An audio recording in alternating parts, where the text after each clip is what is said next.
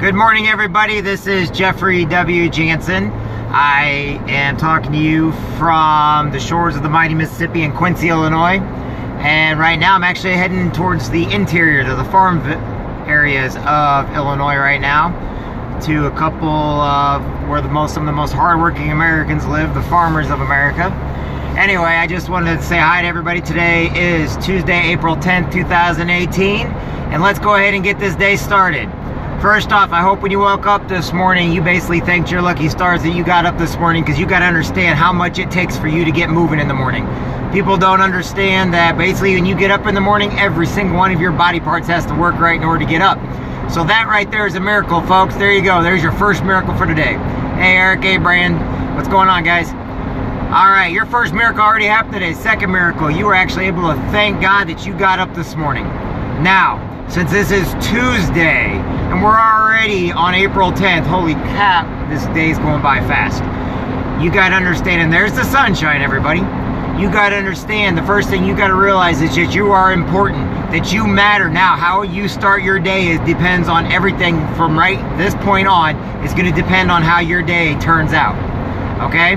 Your day can turn out to be the greatest day, or it can be the worst day, but it's up to you. It is your choice on how this day goes. It doesn't matter what happens throughout the day. What matters is you set goals for yourself. What matters is you think in a positive light. It doesn't matter if the worst stuff in the world happens to you. How you handle yourself is how your day is going to go.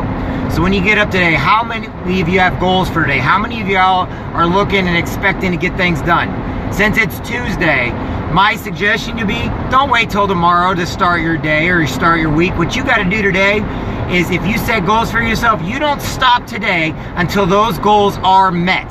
You don't go back to your house until every one of your goals are met today, because each and every one of you matters. But if you just let yourself down and you give up on yourself, the only person you're failing in your life is you. Do not blame anybody else for any problems, and give yourself the glory when you're actually able to conquer your goals, conquer your fears, okay?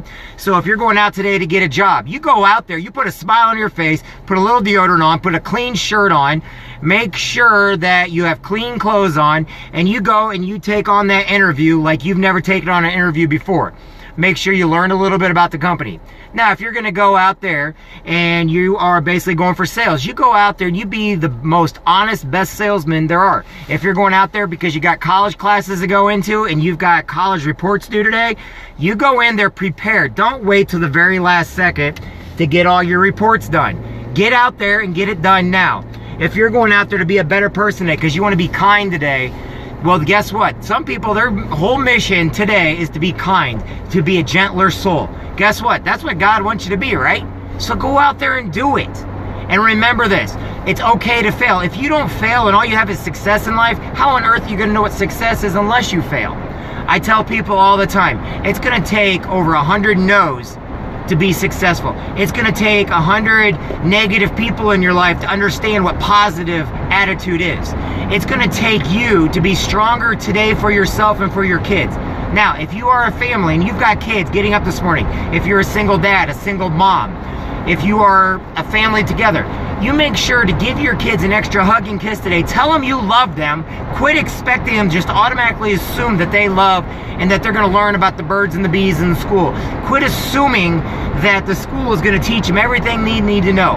You know what? The most important thing your kids need to know this morning is that they are loved and you are proud of them, and that today is their best day of their life. That's what you got to get into your kids' heads today. How do you do that? Love them. Love them from the time they get up to the time they go to bed to when they're sleeping. You just got to smother them with love.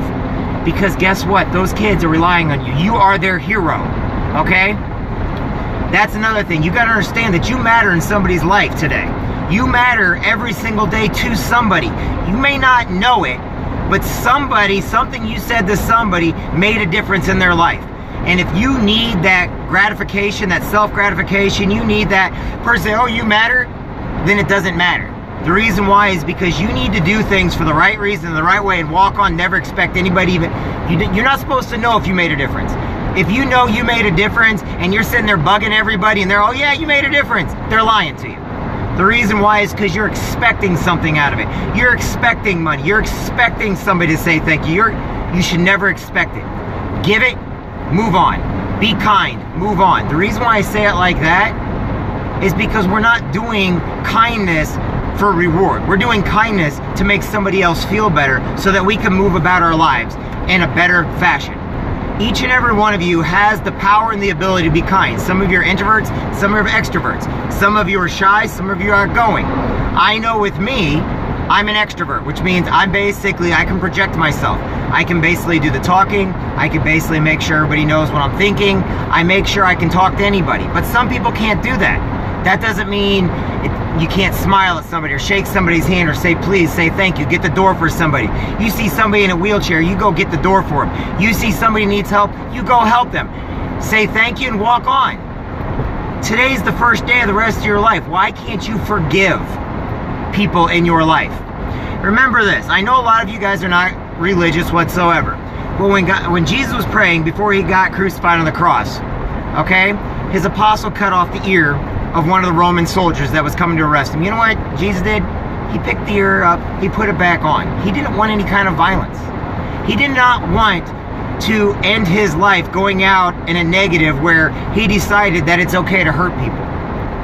Every day I know that we are God-fearing people. I know some of us, we just want to live life a good way. But you should never expect anything in return. I don't know, and I don't care if what I say or do helps anybody. What I do know, though, is that I can feel it in my heart that what I say and do may have an impact on people. But you want to know something? It doesn't matter. What matters is each and every one of you know that you're important, that I care about you, that somebody out there cares about you. There are people today that have PTSD that are walking throughout the life. You know, one of the biggest pet peeves I've had, and I got to end this really short today, is when I hear people say, well, if all these Vietnam vets and all these Korean vets, you know, all these World War II vets, if they want help, they can come and ask for it. No, you know why? Because they have pride. They never were taught to ask for help. They were taught that you have to do everything on your own. They were taught that you have to live life on your own. So guess what? They're not going to reach out to you for help. They're not going to sit there and tell you their feelings. They're not going to sit down with you and sit there and complain about the world and how bad it is. You know why? Because they were taught differently. They were taught to suck it up, keep moving forward. It's like the pioneers that discovered America, okay? We can talk about the Rockefellers and everybody else, but how about the Daniel Boones, the people that went out into the wilderness and they had to form our country the way it is today. Do you think you could ever be a Daniel Boone or a Davy Crockett or anybody like that? Or are you so reliable on electronics and how the world works today that, oh my God, if they took away your electronics, you could not do anything? You know what? Sometimes you gotta unplug. Now, I'm actually just a few minutes early, so when I park here, I can talk for a few more seconds. If all my books in the back didn't fall down. Whoops. What I'm saying is this. Every one of us, we think that, let me start over. I was in a meeting. I was in Mississippi Valley Hunters and Fishermen meeting the other day, okay? And one of the presidents, Glenn Sanders, made a very good point, okay? He got on then and said, all you people out there, you want to defend all of your freedoms and your rights, and oh yeah, every one of you's a big talker, okay? And you're right, you have rights and you have freedoms and everything else. But when it comes time to defend those very freedoms that we have, less than 10% of everybody that says, I'll die for my freedom, what they're going to do is they're going to curl up in a ball and they're going to complain. It reminds me of the movie The 300, where the hunchback basically went and squealed on everybody. Why? You know why he couldn't be a soldier? Because he could not be in the group because he was not part of the group. And it wasn't part of the group is because if he was there, he'd get everybody killed. And it would show because in the end, instead of helping the way he was supposed to, not everybody can be a soldier. Not everybody can be a Marine. Everybody has their place in life. So what'd he do? He went and ratted on everybody. Why? Because he wanted to have that self-gratification. He wanted to feel important. Well, he was important. He just wasn't important in the field that he wanted to be in because he could not do that area. My thing is this. Sometimes you may not be the soldier. Sometimes you may not be the Marine that's out there every day in somebody's life, okay?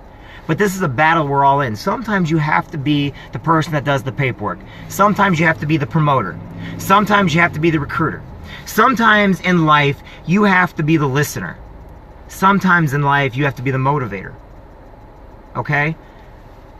In the Marine Corps, I could not do my job if I did not have air support. I could not do my job if I didn't have my commanding officers. I could not do my job if I did not have the truck drivers, the bulldozers, if I did not have the explosive ordnance disposal, EOD. I couldn't do my job without the Navy. I couldn't do my job without the Air Force. I couldn't do my job. The reason why is because we work as a unit. Not everybody has the same profession, but in the end, we all come together. That's how you got to look at your community. When you go out there in life and you're kind to everybody, you may not be what you want to be, but you need to be where you need to be. Now think about that. You need to be where you need to be.